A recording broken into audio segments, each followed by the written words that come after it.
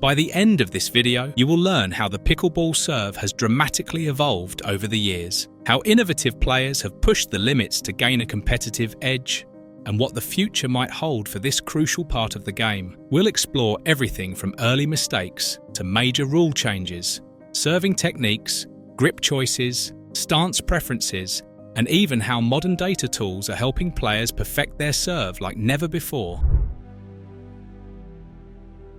When most people start learning to serve in pickleball, it's all about just getting the ball over the net. For many, the first few attempts barely clear the kitchen or hit the net altogether. Early on, the focus is usually on consistency rather than power or spin. A neutral grip, like the continental or handshake grip, is often used, and the toss is gentle, just enough to start the rally. But as players gain more experience, they begin to realize that simply putting the ball in play isn't enough. A serve is a valuable opportunity to take control of a point right from the beginning. That's when things start to change. Players begin to experiment, adjusting grip, stance, swing, and even how they toss the ball, all in the pursuit of adding spin, speed, and unpredictability. Around 2018 and 2019, when paddle technology started evolving, especially with new textured surfaces, players discovered they could grip the paddle differently and brush up the back of the ball to create serious topspin. This shift from flat, functional serves to spin-heavy attacks marked a major turning point. Instead of sticking with the continental grip, many players moved to a semi-Western grip to enhance spin and control. Things escalated even more when a rule change allowed players to toss the ball off their paddle to serve. This opened the door to creative serve variations that hadn't been seen before. One of the most famous techniques was nicknamed the chainsaw serve, because the motion resembled starting a chainsaw. It allowed players to put significant spin on the ball during the toss, leading to unpredictable movement after the bounce. At first, this technique was perfectly legal, and it gave some players a massive edge. But it didn't last long. As soon as it gained popularity, the rule makers took notice. Just before one of the major tours began, the serve was banned, prompting a new round of experimentation as players tried to find alternative ways to generate spin. After paddle tosses were outlawed, the innovation didn't stop. Players started using their fingers to spin the ball before the toss. It was technically within the rules at the time and incredibly effective. That version of the spin serve, still often called the chainsaw, became the new standard among aggressive servers. However, this too met its end. In 2022, different governing bodies took slightly different approaches to banning spin serves. Some banned any spin on the toss entirely, while others only banned two-handed tosses. For a while, players could still use subtle one-handed spins by snapping their fingers, but even that loophole eventually closed. By the end of 2022, all forms of spin tosses were essentially banned across all levels of major competition, forcing players to return to more traditional serve mechanics. Despite that, the impact of those experimental years still lingers and continues to influence how people think about the serve.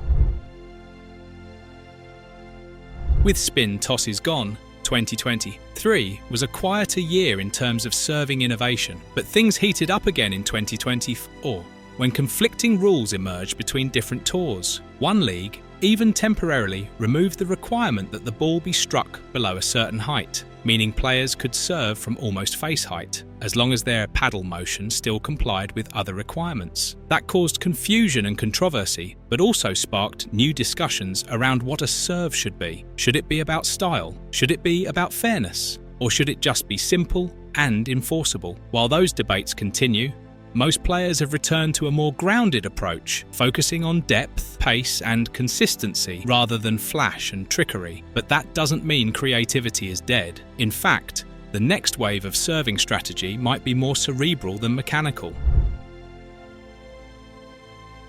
Ask any high-level player today, and you might be surprised by their answer to a simple question: what's the goal of the serve? Many now believe it's not about aiming for the perfect spot, like a backhand corner, because skilled returners will often find a way to get to the ball and hit the shot they want regardless of where it's placed. Instead, the focus is on pushing opponents back, deep High bouncing serves make it harder for the returner to step in and dictate the pace. A return hit on the rise, with topspin kicking up at awkward angles, is much harder to control. This kind of depth-focused approach makes the third shot significantly easier for the server's team. That means players are no longer chasing 100% serve-in rates. In fact, the idea now is, if you're not missing any serves, maybe you're not taking enough risk. Missing serves once in a while might be the trade-off for gaining a more aggressive, high-reward game. One of the most debated topics in modern serving is stance. Should you serve open stance or closed stance? While some argue that an open stance gives more spin or faster timing, many pros disagree. They suggest that open stance might actually limit your ability to use your legs and hips, two of the most important sources of power in a serve. Using a closed stance allows a more complete weight transfer and better rotation through the shot. For players who aren't relying on brute strength, leveraging the whole body is key. Starting a little behind the baseline also helps.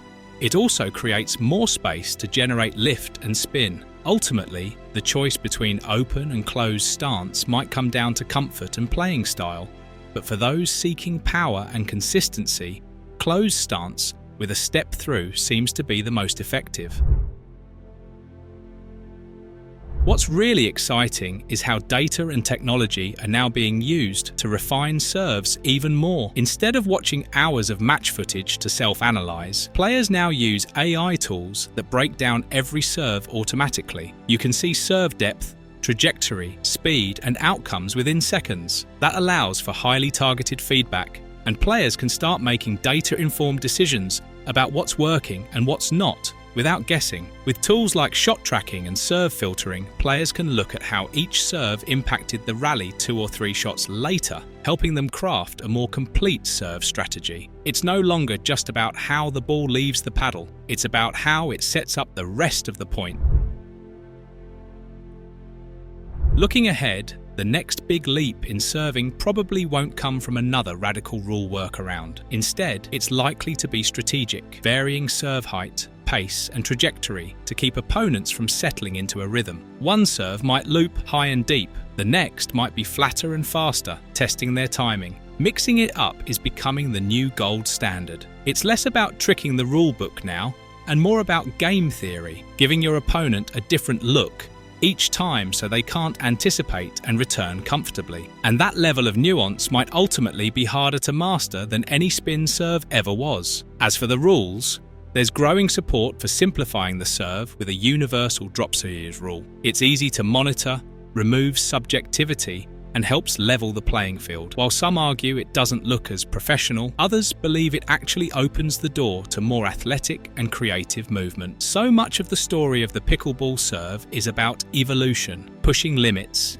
adapting to new rules, and finding ways to keep growing within the boundaries of the game. Whether you're just starting out or already a seasoned competitor, understanding the why behind the how can give you an edge. Serving isn't just about hitting the ball.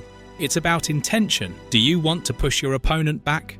Disrupt their rhythm? Set yourself up for a better third shot? If you can start thinking about your serve in this way, you'll start to unlock new levels of play. The serve may never be the flashiest part of the game, but it's where every rally begins. And if you treat it like a weapon, it just might become the most powerful tool in your toolkit.